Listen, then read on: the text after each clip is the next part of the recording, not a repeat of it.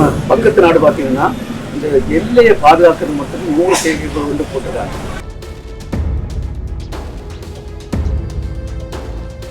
310 start up company கரெக்டாக ஒரு 7-8 வருஷத்துல வந்திருக்கு. அதுலையும் ஒர்க் பண்ணலாம். மாணவர்கள் கொஞ்சம் ரொம்ப இன்ட்ரெஸ்ட் உள்ளவங்க, பைசா வேண்டி கிடையாது, ரொம்ப இன்ட்ரெஸ்ட் இருந்தாலே போதும் அவங்களே கம்பெனி ஆரம்பிக்கலாம்.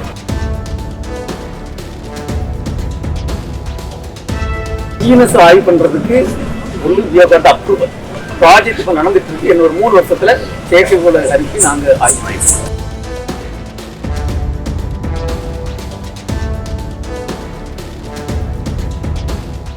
திரவ ஆக்சிஜனுடன் மண்ணெண்ணெய் கலந்து 200 டன் எடை கொண்ட செமி கிரையோஜெனிக் என்ஜின் தயாரிக்கும் சோதனை வெற்றி பெற்றுள்ளதாக இஸ்ரோ தலைவர் தகவல் தெரிவித்துள்ளார். நெல்லை மாவட்டம் திசையன்விளையில் தனியார் பள்ளியில் நடைபெற்ற விழாவில் இஸ்ரோ தலைவர் நாராயணன் சிறப்பு அழைப்பாளராக பங்கேற்றார். அப்போது செய்தியாளர்களுக்கு பேட்டியளித்த அவர், இஸ்ரோவின் முதல் ராக்கெட் 17 டன் எடையுடன் 40 கிலோகிராம் செயற்கைக்கோளுடன் விண்ணிற்கு சென்றது. ஆனால் தற்போது 1000 டன் எடையுடன் 30,000 கிலோகிராம் எடை கொண்ட செயற்கைக்கோள்களை விண்ணிற்கு கொண்டு செல்வதாக தெரிவித்தார். நிறைய சாதனை நடந்தது. இன்னைக்கு இப்போ ஒரு 2 மணி நேரத்துக்கு முன்னுக்கு ஒரு முக்கியமான ஒரு சாதனை நடந்தது.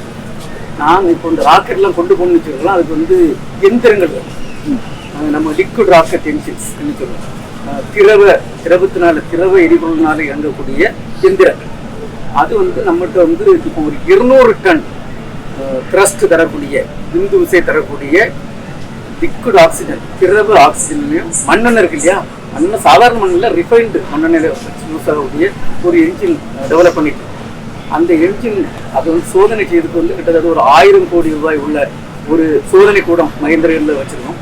அதை நம்ம பிரதம மந்திரி கழிந்த ஆண்டு நாட்டுக்கு அர்ப்பணித்தாங்க. அந்த இதில் வச்சு இன்னைக்கு 2வது சோதனை நாங்கள் பாரதத்துக்கு முன்னுக்கு 3:30 மணிக்கு சக்ஸஸ் ஆட்டு செய்து தான் நாங்கள் 2 வரோம். என் ஃப்ரெண்டு இங்கே உள்ள டைரக்டர், ஐபிஆர்சி டைரக்டர் ஆசிப் பாஜராஜும் கூட இருக்காங்க.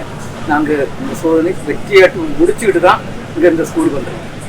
இப்போ இந்த வருஷம் பார்த்தீங்கன்னா நிறைய திட்டங்கள் இருக்கு. நிறையன்னா இப்போ அடுத்த மாதமே நம்ம பிஎஸ்எல்வி C61 RISAT எண்ணி இந்த பூமியை படிக்கக்கூடிய ஒரு செயற்கைக்கோளை அனுப்ப போகிறோம் அடுத்த மாதம். அதுக்கு பிறகு ISRO இந்தியாவும் அமெரிக்காவும் சேர்ந்து தயாரித்த NISA NASA ISRO synthetic aperture radar satellite. அது சிந்தட்டிக் அப்பர்ச்சர் ரடார் சேட்டலைட்னா தமிழ்ல சொல்லியாச்சு. போட்டோ எடுத்தீங்கன்னு வச்சுங்களா, இந்த கிளவுட்ஸ் எல்லாம் இருந்தா சாதாரண கேமராவில் போட்டோ எடுத்தா கிடைக்கும். இது அப்படி கிடையாது. மழை பெய்தாலும் சரி, கிளவுட் இருந்தாலும் சரி, இந்த சிந்தட்டிக் அப்பர்ச்சர் ரடார் எப்பவுமே எல்லாமே நம்மளுக்கு இங்கே உள்ள இதெல்லாம் இது பண்ண பூமியெல்லாம் கண்காணிக்க முடியும். அப்படிப்பட்ட ஒரு செயற்கைக்கோள் செய்து வச்சிருக்கோம். அதை இன்னும் 1-2 மாதத்துல இருந்து நம்ம ஸ்ரீஹரிகோட்டாவில் அனுப்ப போகிறோம். இஸ்ரோவில் மொத்தம் 20,000 ஆட்கள் பெர்மனன்ட் எம்ப்ளாயிஸ். இப்போ இஸ்ரோவில் உள்ள திட்டங்களை செய்யறது இஸ்ரோ விட்டு கிடையாது. அகாடமிக் இன்ஸ்டிடியூஷன், அது மாதிரி பிரைவேட் கம்பெனிலாம் இருக்கு பார்த்தீங்களா. அங்கே இப்போ எங்களுக்குலாம் நிறைய ஐட்டம் பிஎஸ்எல்வியில் பார்த்தீங்கன்னா 75-80% ஐட்டம் பிரைவேட் கம்பெனியில் தான் அங்கே செய்யறோம். அப்போ ஸ்பேஸ் செக்டர் ரீஃபார்ம் இன்னும் எப்படின்னா, இப்போ நீங்கள் பார்த்தீங்கன்னா நாங்கள் இவ்வளோ வருஷத்துல 131 செயற்கைக்கோள் செய்கிறோம். இப்போ கழிந்த வருஷத்துக்கு முந்தின வருஷம் நம்ம பக்கத்து நாடு பார்த்தீங்கன்னா இந்த எல்லையை பாதுகாக்கிறது மட்டும் 100 செயற்கைக்கோள் போட்டிருக்காங்க. இப்போ நீங்கள் கண்டினியூஸாக நம்ம எல்லையெல்லாம் பார்த்தீங்கன்னா நிறைய செயற்கைக்கோள்கள் வேணும். அப்போ நிறைய ISRO மட்டும் செய்தால் போதாது. அதுக்காக ஸ்பேஸ் செக்டர் ரீஃபார்ம் பண்ணிட்டு பிரைவேட் கம்பெனினாலும் வேற இண்டஸ்ட்ரினாலும் யாருனாலும் செய்யலாம். அது மாதிரி ஸ்டூடெண்ட்ஸ்னாலும் செய்யலாம். செய்யறதுக்காக அவங்களுக்கு பெரிய அதுக்குள்ள ஒரு இன்ஃப்ராஸ்ட்ரக்சர் அவங்களுக்கு வேணும்.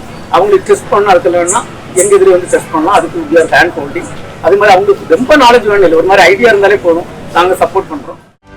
செய்திகளை உடனுக்குடனும் துல்லியமாகவும் தெரிந்து கொள்ள சப்ஸ்கிரைப் பண்ணுங்க.